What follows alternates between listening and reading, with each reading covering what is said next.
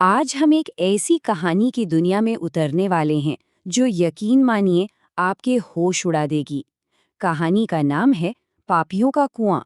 देखिए, ये सिर्फ एक डरावनी कहानी नहीं है, ये एक आईना है जो हमारे अंदर छिपे डर और गुनाहों को दिखाता है।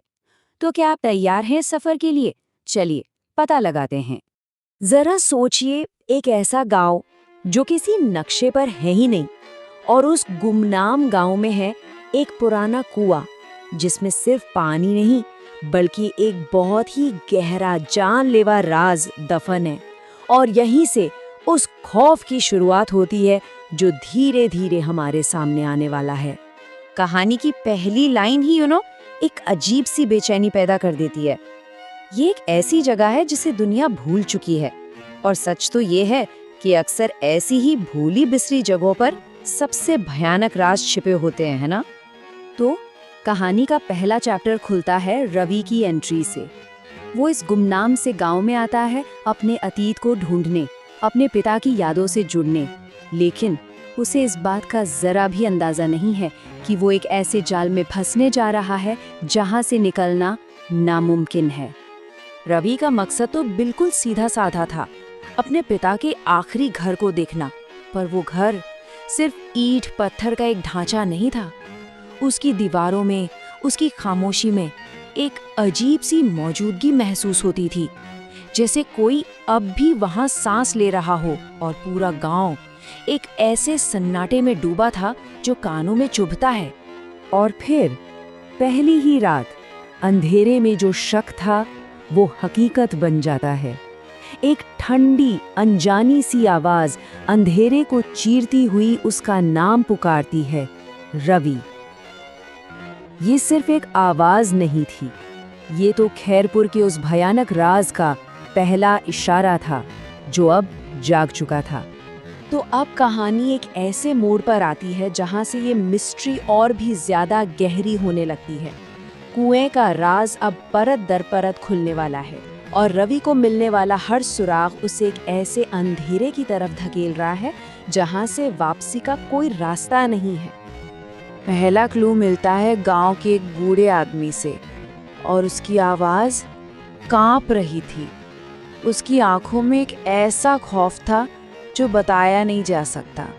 वो कहता है, यहाँ मत रुक, तेरे बाप के साथ जो हुआ वो अभी खत्म नहीं हुआ। ये सिर्फ एक चेतावनी नहीं थी, ये तो आने वाले तूफान का पहला संकेत था।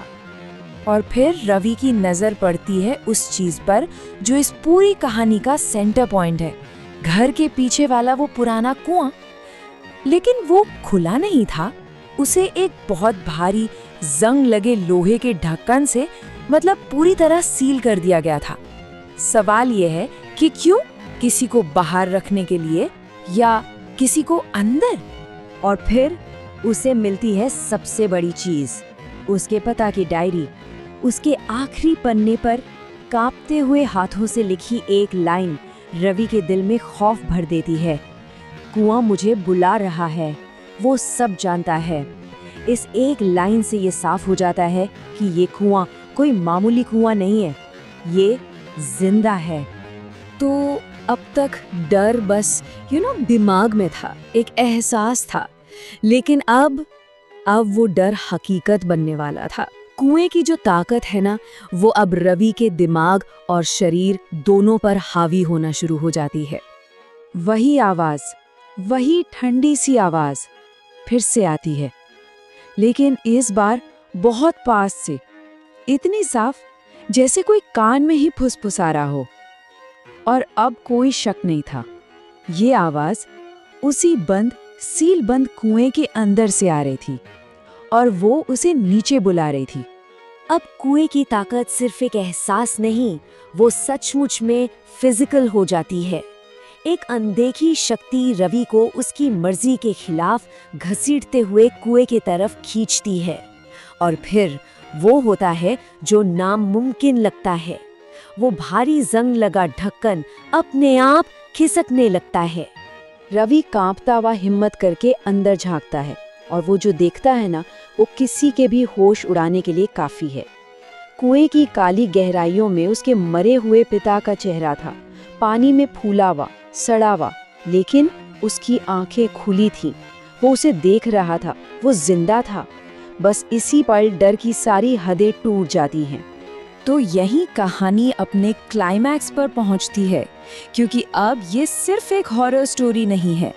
अब ये वक्त है उस भयानक सच का सामना करने का, उस गुनाह का जिसे रवि ने खुद अपनी यादों में कहीं बहुत गहरे दफन कर दिया था।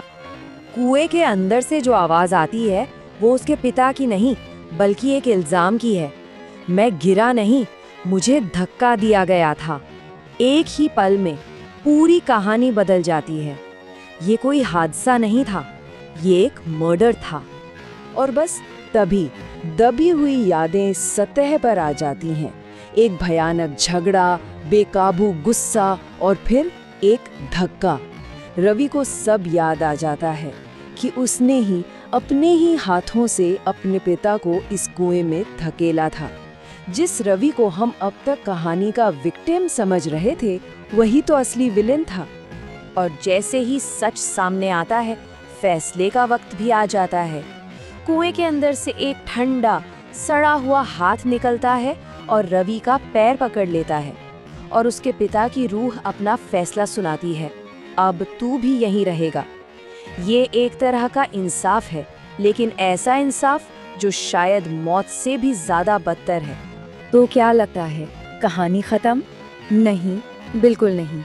असली राज तो अब खुलेगा।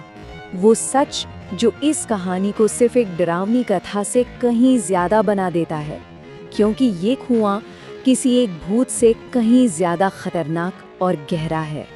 कहानी के एंड में हम देखते हैं कि एक नया मुसाफिर खैरपुर आता है और वही बूढ़ा आदमी उसे देखकर धीरे से फुसफुसाता है, कुआं फिर से भूखा है। इन आखिरी शब्दों से ये साफ हो जाता है कि रवि के साथ जो हुआ वो कोई अकेली घटना नहीं थी। ये तो एक साइकिल है जो चलती रहती है, कभी खत्म नहीं होती। तो मतलब ये कुआं कोई हॉन्टेड जगह नहीं है, समझ रहे हैं? ये एक ट्रैप है, एक अलौकिक जाल जो सिर्फ पापियों के लिए बना है। ये अपने शिकार को पकड़ता है और फिर उसे ही अगला चारा बना देता है, अगले पापी को फंसाने के लिए। रवि का पिता चारा था जिसने रवि को फंसाया, और अब रवि चारा बनेगा, अगले गुनहगार का इंतजार करते हुए।